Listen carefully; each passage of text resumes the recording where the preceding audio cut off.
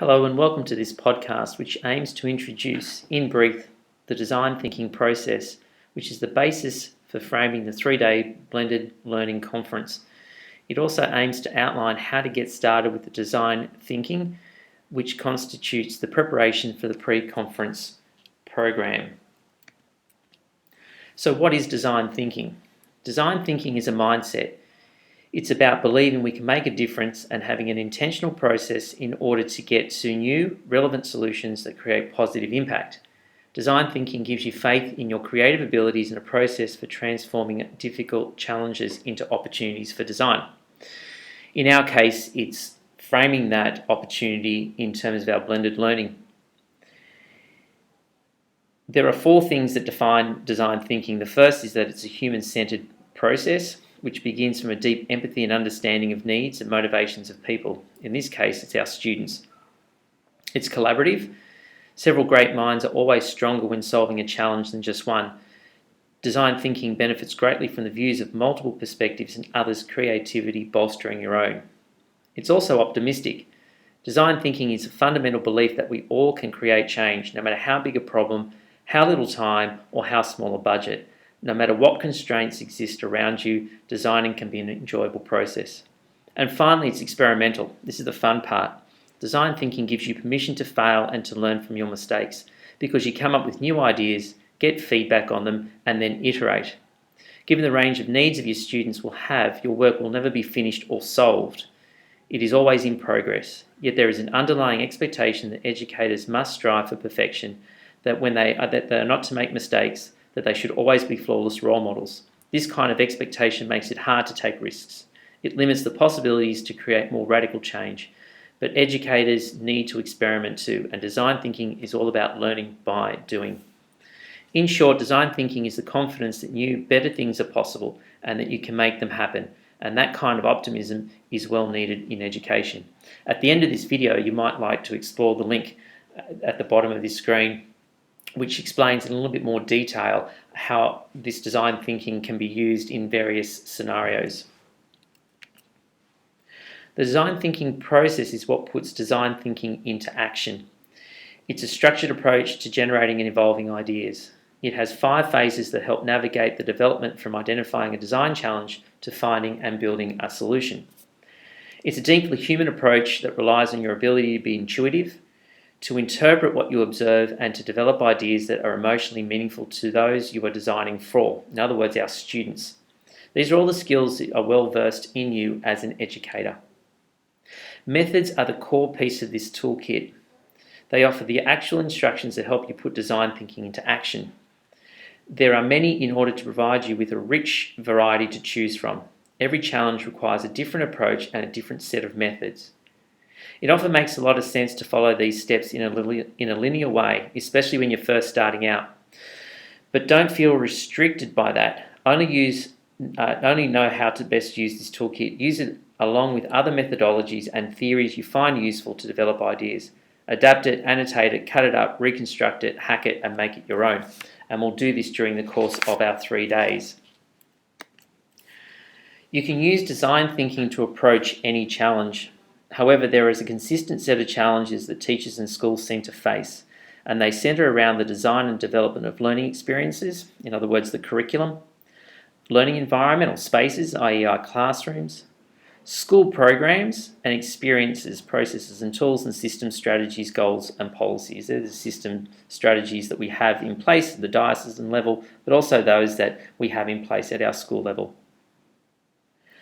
Sometimes these challenges are tackled at the diocesan level, especially those for the more complex challenges that involve multiple stakeholders. Sometimes challenges are addressed at the school level with a core team of representative educators driving the process, and sometimes these challenges are addressed by educators or small teams of educators themselves, which is where grassroots challenge begins. In order to get started, you need to define a challenge. Every design process begins with a specific and intentional problem to address. This is called a design challenge. A challenge should be approachable, understandable, and actionable, and it should be clearly scoped, not too big or not too small, not too vague or not too simple. The Getting Started pack will assist you in this process and will lead you through the other steps in the process during the professional program. You will find the Getting Started pack in your Pigeonhole in hard copy. There are a few things that you need to do to prepare for our professional program, and the pack will lead you through these things, but here are some steps that will help you. First of all, list some possible topics. We've been talking about blended learning for the past 12 months, and this is part of your discovery phase. So finding opportunities for design often comes from noticing problems. So what sort of problems have you noticed this year with the implementation of blended learning? An experienced design thinker maintains a mindset which instinctively reframes problems into opportunities. Make a list of all the problems you've noticed or the things that you've wished for. Frame the problem. Rewrite the problem statements into how might we questions in order to reframe the problem as a possibility. Use the Define a Challenge worksheet to help create a how might we question, and you'll find this in your pack. Keep it simple. Describe your challenge simply and optimistically. Make it broad enough to allow you to discover areas of unexpected value and narrow enough to make the topic manageable. Sketch out your end goals. Define your goals for undertaking this design challenge. Be honest about determining a realistic scope of your project, both regarding time and output. What work will you produce? Where do you expect to get to at the end of this process? If you are creating a solution for your classroom, it may be something that will be easy for you to try and implement. But sometimes you are creating something that is beyond your direct skills or something that involves many other people, such as defining new attributes for your school library. Or designing a process for school drop-off. In this case, you might want to end up with creating a presentation or a pitch to help engage others in your design ideas. You might want to pitch this idea when you discuss your story with others in your group or your KLA. Before you dig into the specifics of your challenge, consider what might be the deliverables for this project.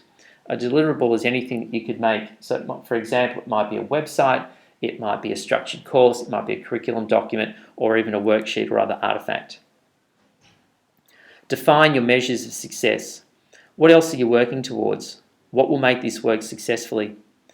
What are the measures of success? Examples include the number of people who sign up for your program, stories retold by parents, student excitement and engagement. Most of the time these measures of success emerge as you dig into your project, but it helps to start to think about this right at the outset. Establish your constraints. It is crucial to define constraints and get specific on the problem or questions you are trying to address. Can it be integrated with an existing structure or initiative? Make a list of the constraints you need to manage. Constraints include everything from time and resources to ability. Write a brief. A clearly defined challenge will guide your questions and help you stay on track throughout the process. Write a short brief that clarifies the challenge you plan to address. Write it as if you were handing it to someone else to design with. Capture thoughts on why this is a problem and what the opportunity for design will be.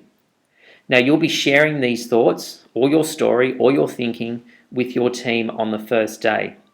It's really important to jot your story down or capture your learnings, takeaways, successes and failures, aha moments from the past year, and to share these with others. You might want to also think about your barriers and constraints, the frustrations that you may have experienced this year, or things that really went well that you want to share also with others in your group. And this is a really important part of the process. If you only remember a few things about design thinking, you can see them on your screen there. You are a designer. Be strategic about what needs attention first. Step out of your comfort zone. Do something which is really exciting and is going to engage you for the next 12 months. Embrace your beginner's mind. Learn, let yourself learn, and let yourself fail forward. And problems are just that. They're problems are opportunities for design in disguise. Be optimistic. Start with what if instead of what went wrong.